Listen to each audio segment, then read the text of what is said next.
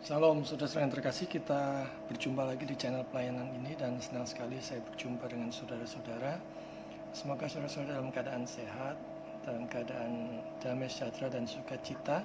Dan sekalipun kita ada di tengah-tengah pandemik pada saat ini dan ada begitu banyak masa-masa kesukaran karena dampak dari pandemik ini, mari kita sama-sama tetap mengisi hati, jiwa, pikiran kita dengan kebenaran dan terang firman Tuhan. Dan kita akan mempelajari dari kitab Yesaya pasal 9 ayat yang ke-6 ataupun yang ke-5. Ini ayat yang sangat-sangat terkenal khususnya menjelang Natal pada saat ini ya. Kita akan membacanya dan kita akan mempelajari tentang juru selamat andalan orang percaya.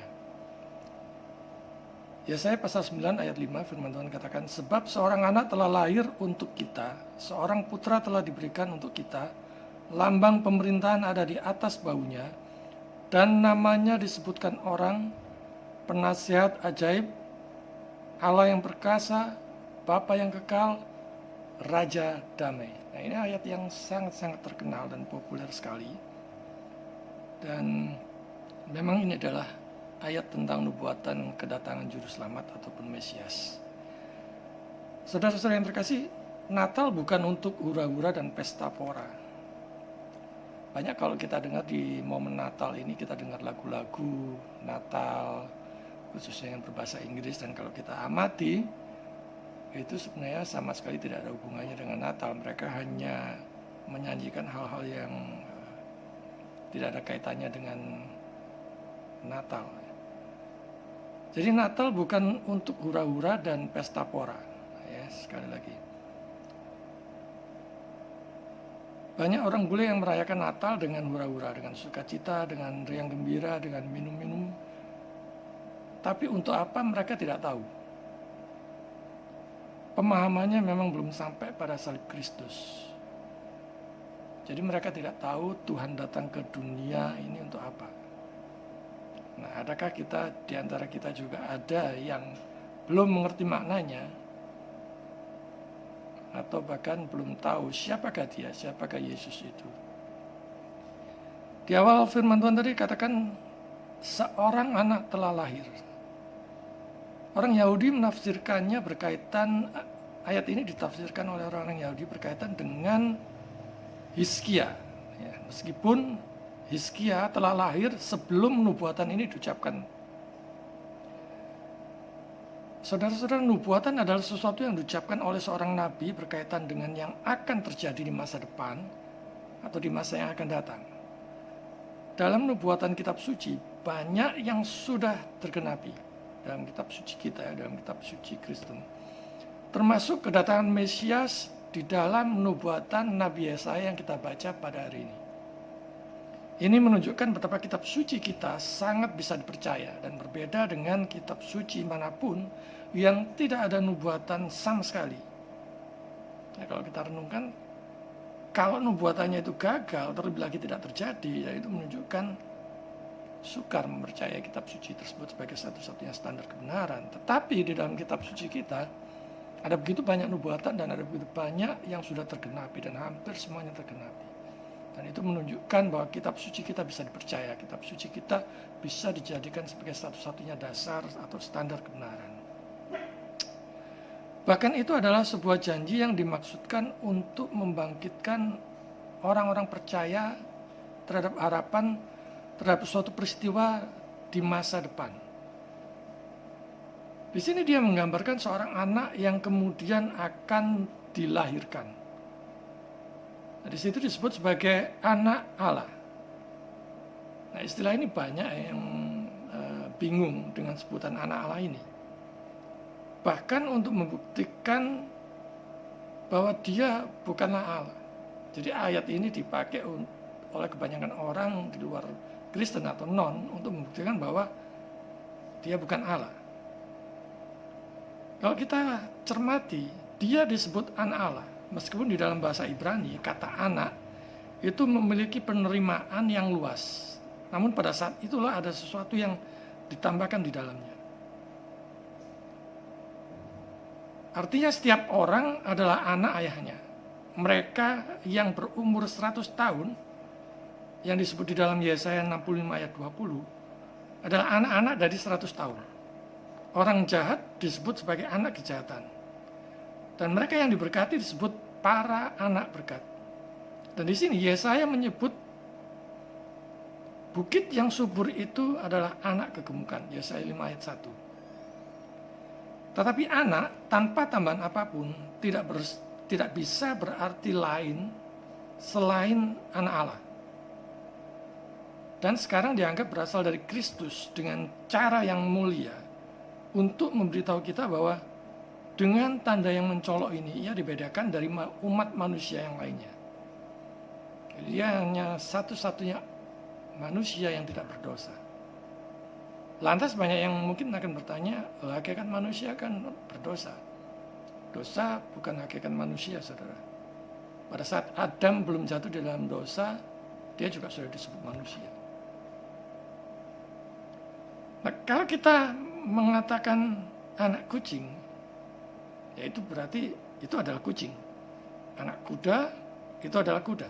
Anak manusia, itu adalah manusia. Anak Allah, dia adalah Allah. Dan Yesus memang mempunyai dua pribadi, yaitu pribadi ilahi dan manusia. Jadi ketika kepada kita ditunjukkan ayat-ayat kemanusiaan Yesus, kita tidak perlu marah semestinya. Karena dia memang sungguh-sungguh Allah dan sungguh-sungguh manusia, dan kita menerima itu dia juga sebagai manusia, manusia yang tidak berdosa. Dan satu-satunya.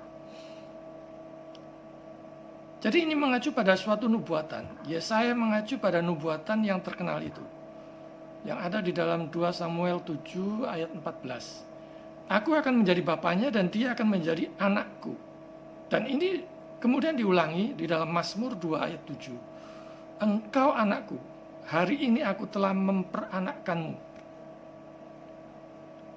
Seandainya tidak umum dan secara umum diketahui bahwa Mesias adalah anak Allah, akan menjadi bodoh dan tidak berarti bagi Yesaya kalau hanya memanggilnya anak.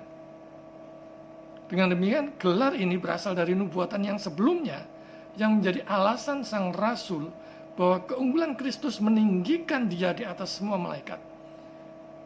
Itu bisa kita lihat di dalam Ibrani pasal 1 ayat 5. Dan sekarang, meskipun di dalam pribadi seorang anak, Kristus mungkin memiliki penampilan yang kejam bagi banyak orang, tetapi tetap saja sebutan anak menunjukkan derajat kedudukannya yang tinggi.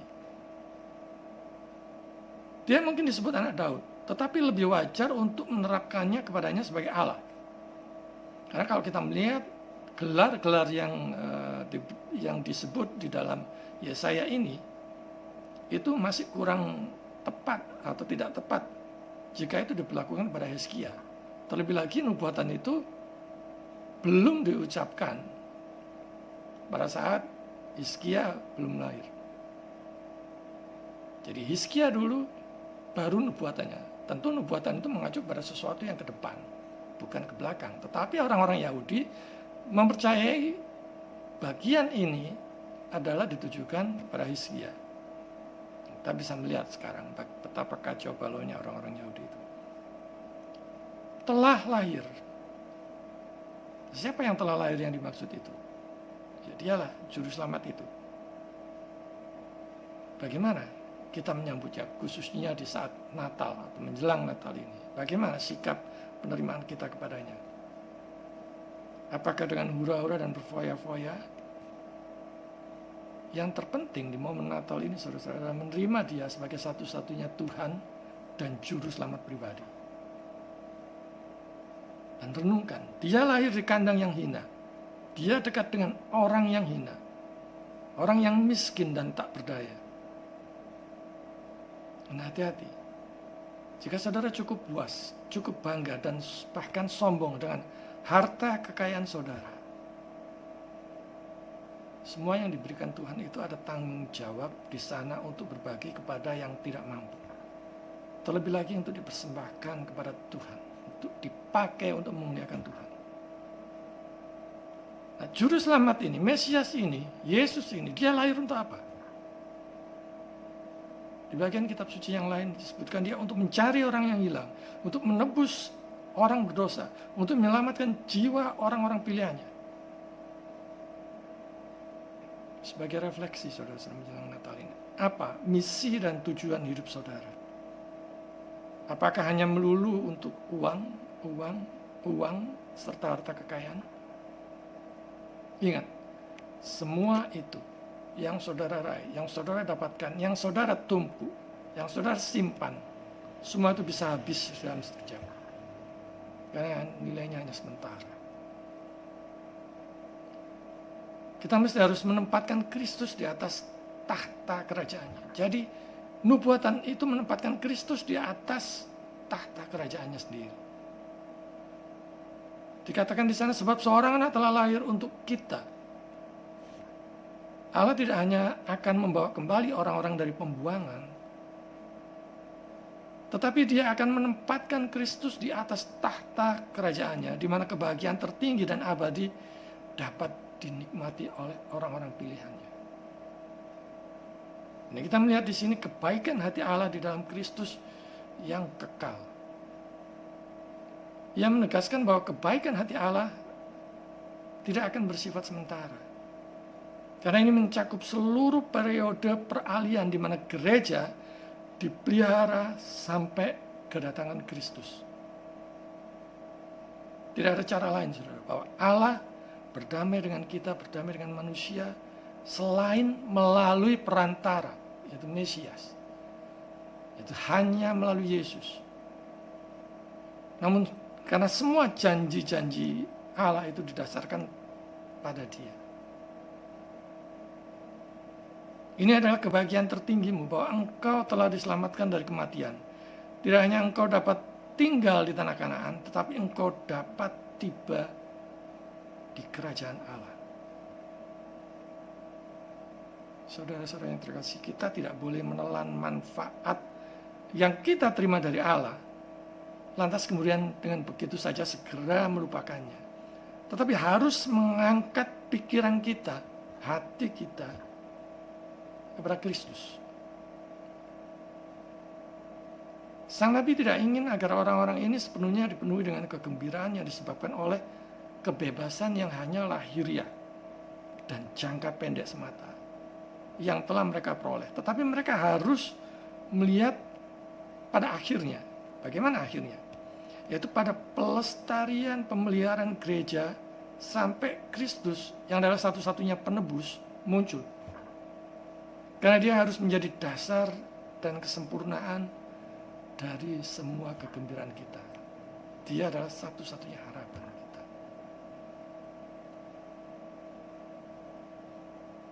Seorang anak telah diberikan kepada kita. Ini bagian berikutnya ya. Kita melihat di sini bahwa keselamatan di dalam Kristus adalah milik setiap orang percaya.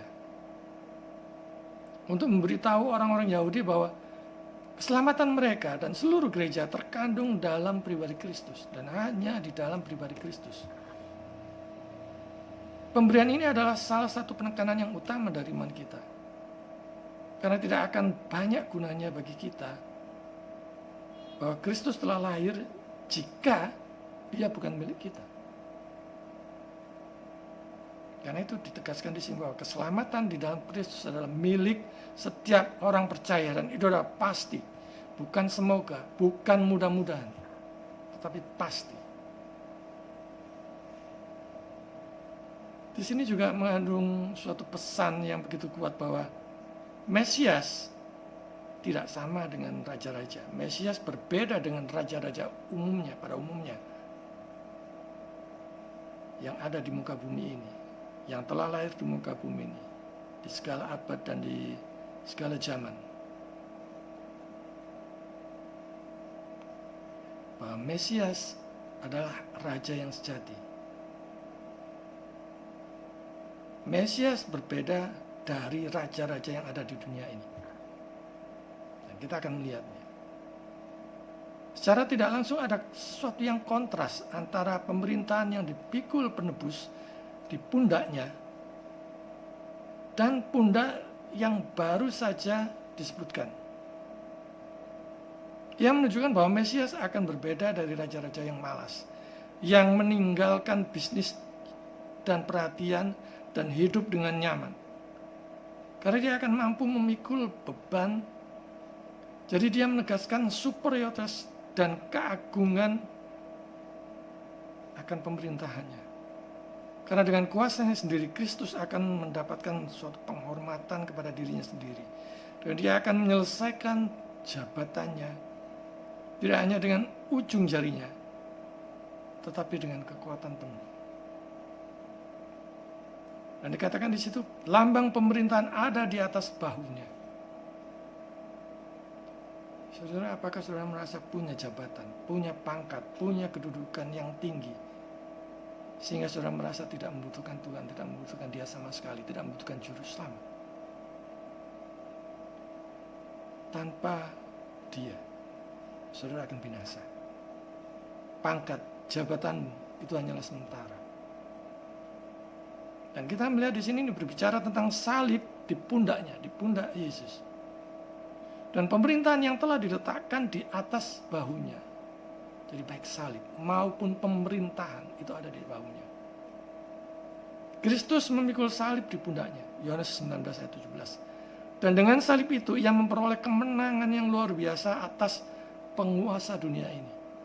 Yohanes 14 ayat 30. Dan ayat selanjutnya di situ dikatakan dia disebut dengan begitu banyak gelar, begitu banyak sebutan.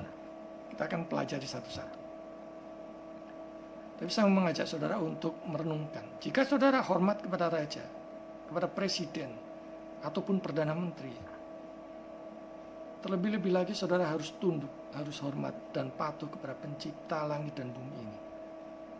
Siapa yang tidak takut dan ngeri dengan semua gelar sebutan yang nanti akan kita pelajari, akan kita lihat sebutan-sebutan yang diletakkan di dalam nubuatan Yesaya ini. Siapa yang tidak takut Tuhan? Kalau dia geram, gunung meletus, tsunami, gempa 7, sekian skala Richter, siapa yang tidak akan takut? Siapa yang tidak akan gentar? Siapa yang tidak akan menyebut namanya? Tapi hari ini saya mengajak saudara untuk mengingat semuanya itu. Bahwa semuanya itu tidak ada apa-apanya kalau saudara tidak mempunyai juru selamat. Jadi apa perlunya menganggap atribut-atribut itu berasal dari Allah? Jika yang dimaksud sang nabi tidak lebih dari sekedar bahwa Allah memberi hanya nama kepada Mesias. Karena atribut yang biasanya dianggap berasal dari Allah itu bersifat kekal atau diakomodasi pada kasus yang ada. Dan akan disebut Allah yang Maha Kuasa. Kemudian disebut juga sebagai penasihat. Mari kita ikuti makna yang jelas dan alami. Di mana sang nabi menggambarkan apa yang akan ditujukan Kristus tentang dirinya sendiri kepada orang-orang yang beriman. Ya. Ini sederet sebutannya. Ya. Penasihat ajaib, Allah yang perkasa, Bapa yang kekal, Raja damai. Allah yang demikianlah yang kita sembah, yang kita muliakan, yang kita puji, yang kita layani. Penasihat ajaib. Berbicara penasihat, kita ingat satu profesi ya, pengacara ataupun pembela ataupun penasihat yang ajaib. Karena dialah sumber kebenaran. Tidak ada yang bisa menggoyahkan dia, tidak ada yang bisa ataupun sanggup menuntut kepada dia. Kita renungkan ya, orang rela datang jauh-jauh. Mereka datang dari tempat yang jauh-jauh, dari mana-mana ke Kopi Joni untuk menjumpai seorang pengacara kondang. Mungkin akan terasa tenang kalau dibela Hotman Paris. Itu Hotman Paris, manusia yang berdosa. Saudara bisa bayangkan, apalagi kalau Allah sendiri yang membela kita. Allah sendiri pembelanya. Allah sendiri yang ada di pihak kita. Siapa yang bisa melawan?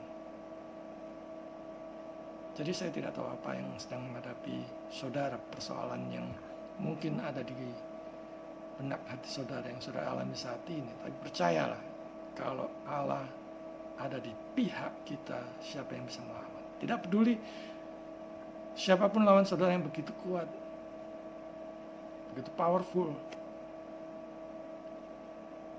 kaya, luar biasa, punya orang-orang dekat yang bisa mengancam jiwa kita. Tapi ingat, Dia adalah penasihat kita, Dia adalah pembela kita. Dan dengan gelar yang pertama, Dia membangunkan pikiran orang-orang saleh untuk memberikan perhatian yang sungguh-sungguh, agar mereka mengharapkan dari Kristus sesuatu yang lebih baik daripada apa yang biasanya kita lihat di dalam pekerjaan Allah. Dan di dalam Kristus tersembunyi harta yang tak ternilai, hal-hal yang indah, Kolose 2 ayat 3. Dan penebusan yang telah Dia bawa bahkan sungguh-sungguh melampaui ciptaan dunia ini. Artinya, kasih karunia Allah yang akan dipertunjukkan dalam Kristus itu melebihi semua mujizat. Kita melihat ya bahwa penebusan yang dibawa Yesus itu melampaui ciptaan. Kenapa? Karena kita hidup di dunia ini berapa tahun sih? Mungkin 70 tahun, 80 tahun. Sementara nilainya. Tetapi penebusan, siapapun saudara yang ada dalam Kristus, saudara akan setelah selesai kehidupan di dunia ini, kita akan bersama-sama dengan Dia di dalam kekekalan. Dan itu berarti nilainya jauh melampaui dari ciptaan yang ada di dunia ini. Saya tidak tahu sekarang ini saudara mungkin mempunyai banyak mobil mewah, apartemen mewah, mungkin hewan-hewan piaraan yang harganya ratusan juta. Semuanya itu hanya sementara, saudara. Penasehat ataupun konselor. Alasan dari gelar kedua ini adalah bahwa sang penebus akan diberkati dengan kebijaksanaan yang mutlak. Dan di sini sang nabi tidak bernalar tentang esensi yang tersembunyi dari Kristus, tetapi berbicara tentang kekuatan yang Dia tunjukkan kepada kita. Bukan karena Dia mengetahui semua rahasia Bapa, sehingga sang nabi menyebutnya sebagai penasihat, melainkan karena berangkat dari atau bermula dari pengakuan Bapa sendiri di dalam Yohanes 1 ayat 18, bahwa di dalam segala hal Dia adalah guru yang tertinggi dan yang paling sempurna. Kita tidak diizinkan untuk mendapatkan hikmat dari manapun kecuali dari Injilnya. Dan ini juga berkontribusi pada pujian terhadap Injil, karena mengandung hikmat Allah yang sempurna. Hanya Injil yang sempurna, saudara. Semua yang diperlukan untuk keselamatan telah dibuka oleh Kristus, sehingga Ia tidak lagi menyapa para murid sebagai pelayan, tetapi sebagai sahabat.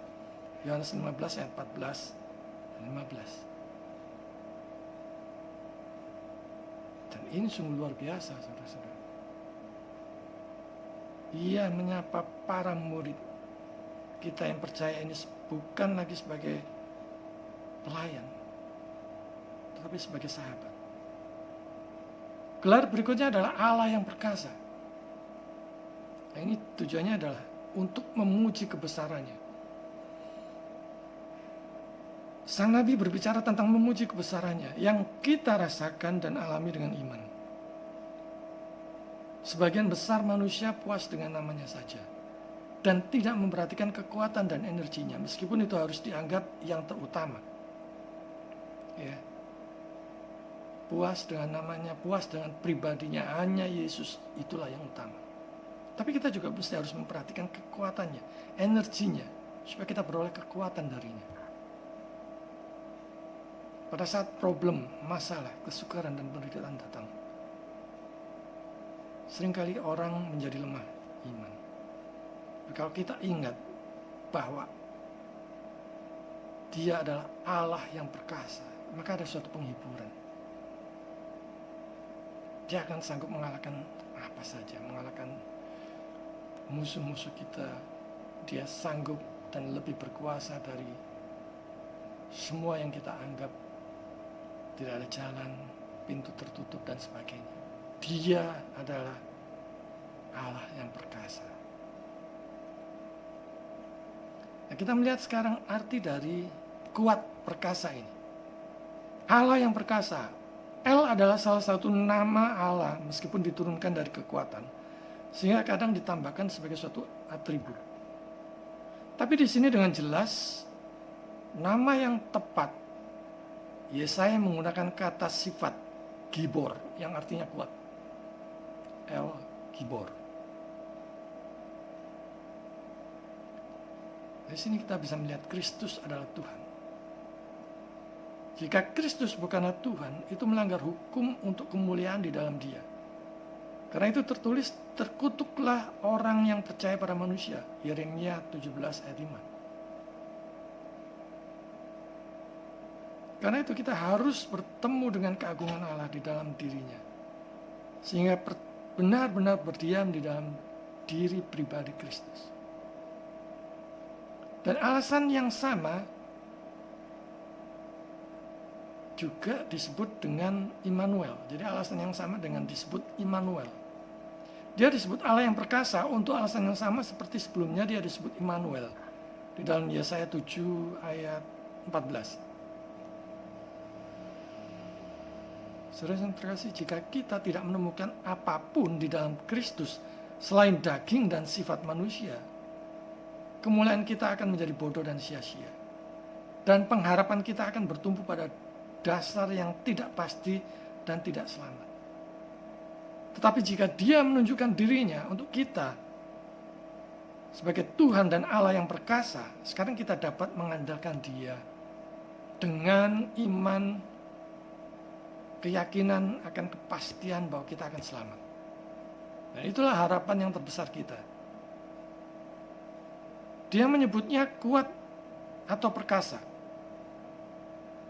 Karena pertarungan kita dengan iblis, maut dan dosa. Efesus 6 ayat 12. Bahwa musuh yang terlalu kuat dan perkasa oleh siapa kita akan segera ditaklukkan jika kekuatan Kristus tidak membuat kita menjadi yang tak terkalahkan. Jadi kalau kita diberi kekuatan oleh Kristus yang maha kuasa, yang tak terkalahkan, yang perkasa, maka kita akan mudah dikalahkan oleh iblis, saudara-saudara. Dan di dalam Kristus ada begitu banyak perlindungan untuk mempertahankan keselamatan kita, sehingga kita tidak menginginkan apapun selain Dia. Karena Dia adalah Allah yang dengan senang hati menunjukkan dirinya yang kuat bagi kita. Jadi ini dapat dianggap sebagai kunci yang menuntun kita untuk membedakan antara esensi misterius Kristus dan kekuatan yang dengannya Dia mengungkapkan dirinya kepada kita.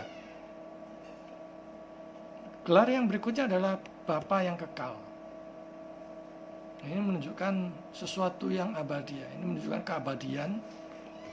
Dan Sang Nabi menyatakan bahwa Kristus akan datang untuk memberikan keabadian pada umatnya. Sebagai orang percaya di dunia ini, berpindah dari kematian kepada hidup. Dunia ini dirangkul oleh kondisi kekal gereja. Dan nama Bapa diberikan penulis karena Kristus memelihara keberadaan gerejanya sepanjang masa dan menganugerahkan keabadian pada tubuh dan pada setiap individu anggotanya. Ini juga sekaligus perenungan buat kita, betapa sementaranya kondisi kita yang ada di dunia ini, yang hidup di dunia ini, semuanya ini sementara. Dan kita harus mengangkat pikiran kita kepada kehidupan yang kekal, yang diberkati, yang hingga saat ini belum kita lihat, tetapi yang kita miliki dengan suatu pengharapan dan iman. Roma 8 ayat 25. Saudara yang terkasih, yang bernilai kekekalan itulah yang harus kita utamakan, yang harus kita kejar, yang harus kita prioritaskan, yang harus kita sungguh-sungguh pergumulkan dan perjuangkan mati-matian. Bukan koleksi mobil mewah, bukan koleksi properti apartemen ataupun villa mewah yang bisa hilang habis dalam sekejap pada saat saudara mati, kecelakaan, gempa bumi, ditipu orang kepercayaan saudara dan sebagainya. Nah, ini dia gelar yang terakhir, Raja Damai. Tidak ada Allah yang lain yang seperti ini, saudara. Ini adalah gelar terakhir, bahwa kedatangan Kristus akan menjadi penyebab kebahagiaan yang penuh dan sempurna, atau menjadi suatu ketenangan dan keselamatan yang diberkati bagi setiap orang percaya. Dalam bahasa Ibrani, damai sering berarti kemakmuran. Karena dari semua berkat tidak ada yang lebih baik atau yang lebih diinginkan daripada damai. Semua yang tunduk pada kekuasaan Kristus akan menjalani hidup yang tenang dan diberkati dengan suatu ketaatan kepadanya. Karena itu hidup tanpa raja ini, tanpa raja damai ini, akan terus gelisah dan sengsara. Saudara bisa perhatikan, mereka yang terus bertempur, terus bertikai tanpa akhir di Timur Tengah. Uang jutaan dolar hanya untuk beli senjata, hanya untuk perang. Karena mereka memang tidak mempunyai raja damai. Seseorang yang tidak memiliki raja damai, murka Allah masih menyala-nyala di atas kepalanya. Dan sifat dari perdamaian ini sama dengan kerajaan. Karena itu bertumpu terutama di dalam hati nurani. Jika tidak, kita pasti terlibat di dalam konflik yang tanpa henti dan bertanggung jawab atas serangannya setiap hari. Dan saudara bisa melihat negara-negara di Timur Tengah, Suriah, Irak, Yaman yang hancur berkeping-keping karena tidak ada damai di sana. Perdamaian yang dengannya kita kembali ke dalam suatu keadaan yang disukai Allah, yang sebelumnya bermusuhan dengan Allah. Jadi kita diperdamaikan dengan Allah. Kita mempunyai juru selamat, kita memiliki raja damai, kita memiliki Kristus, maka kita diperdamaikan dengan Allah. Ini adalah suatu kondisi yang disukai oleh Allah. Kita yang dibenarkan oleh iman pasti memiliki damai sejahtera dengan Allah. Roma 5 ayat 1. Dan ketika Kristus telah membuat pikiran kita tenang, kedamaian rohani yang sama akan memegang tempat tertinggi di hati kita, sehingga kita akan sabar menunggunya. Dan dari sumber yang sama akan mengalir kemakmuran lahiriah, yang tidak lain adalah akibat dari berkat-berkat yang berasal dari Tuhan. Dan kapanpun muncul suatu ketidakpercayaan dan semua sarana pelarian yang dirampas dari kita, kapanpun yang tampak bagi kita bahwa segala sesuatu berada dalam kondisi yang rusak, marilah kita mengingat kembali bahwa Kristus disebut luar biasa, hebat, dahsyat, karena dia memiliki metode yang tak terbayangkan untuk membantu kita. Dan karena kuasanya jauh melampaui apa yang dapat kita bayangkan, kuasanya melebihi segalanya, melebihi siapapun. Ketika kita membutuhkan nasihat, marilah kita ingat bahwa dia adalah penasihatnya. Ketika kita membutuhkan kekuatan, mari kita ingat bahwa dia adalah sumber kekuatan itu. Dia adalah Allah yang kuat dan perkasa. Ketika teror baru muncul tiba-tiba di setiap saat, dan ketika banyak kematian yang mengancam kita, seperti pada kondisi COVID saat ini, muncul dari berbagai penjuru, marilah kita bersandar pada kekalan yang dengannya kita bisa berharap, di mana kita bisa menyebutnya sebagai Bapa. Dan dengan penghiburan yang sama, marilah kita belajar untuk menenangkan semua tekanan-tekanan duniawi yang menghimpit kita. Ketika batin kita diombang-ambingkan oleh berbagai prahara, dan ketika setan mencoba mengganggu hati nurani kita, marilah kita mengingat bahwa Kristus adalah Raja Damai, dan mudah baginya dengan cepat menghilangkan semua perasaan kita, ketidaknyamanan itu bagi kita. Jadi sekali lagi saudara-saudara, gelar-gelar ini semakin menegaskan kita dengan iman kepada Kristus, dan membentengi kita untuk melawan setan dan melawan neraka itu sendiri. Tak peduli seberapa besar nama saudara, tak peduli betapa kayanya saudara saat ini, tak peduli betapa kuatnya pengaruh saudara saat ini, tanpa juru selamat, engkau pasti tidak selamat. Semua nama, jabatan, dan harta kekayaanmu itu tidak akan berguna sama sekali setelah kemah saudara di bumi ini dibongkar Tuhan. Akan kemanakah semua itu? Jadi saudara-saudara yang terkasih, letakkan semua itu di bawah kaki Tuhan. Mulai sekarang, gunakanlah untuk memuliakan Tuhan. untuk melayani ataupun mendukung pelayanan dimanapun saudara berada, dimanapun saudara diutus Tuhan, dimanapun Tuhan berkehendak untuk memakai saudara. Jadi mengapa Yesus? Karena memang demikianlah ketetapannya. Mengapa Yesus? Karena dialah satu-satunya jalan kebenaran dan hidup. Mengapa Yesus? Karena hanya dialah satu-satunya juru selamat. Juru selamat, penebus, Mesias sudah datang. Bahkan sudah mati, bangkit dan naik ke surga. Apa? Sudah kita berikan padanya. Waktu, tenaga, pikiran, uang, harta, kekayaan. Sudah pakai ataupun gunakan dan habiskan untuk apa? Semua yang sudah Tuhan berikan itu. Ingin ada damai? Ingin diperdamaikan dengan Allah? Datanglah kepada Yesus. Terimalah dia sebagai satu-satunya Tuhan dan Juru Selamat pribadi saudara sekarang juga. Detik ini juga. Sebelum terlambat. Tidak ada kitab suci manapun yang menubuatkan untuk yang akan datang. Bahkan ribuan tahun ke depan kemudian tergenapi. Hanya kitab suci Kristen saja. Hanya kitab suci yang kita percaya saja. Karena itu hanya percaya kepada kitab suci sebagai satu-satunya standar dan kebenaran. Dan hanya itulah penguji kita. Kita tidak butuhkan kitab-kitab yang lain. Kita hanya percaya kitab suci sebagai satu-satunya standar kebenaran untuk menguji apapun. Saudara yang terkasih, siapa yang kita andalkan saat ini? Saya mengandalkan Yesus. Karena dialah satu-satunya yang bisa diandalkan, yang bisa diharapkan, yang setia sampai akhir. Bahkan di saat-saat kita kurang setia atau tidak setia, dia tetap setia sampai akhir. Dan akan memampukan kita untuk terus mengikut dia di dalam dia sampai akhir. Mulai sekarang. Jadikanlah Yesus sebagai satu-satunya andalan hidup saudara. Maka engkau akan selamat. Tuhan memberkati.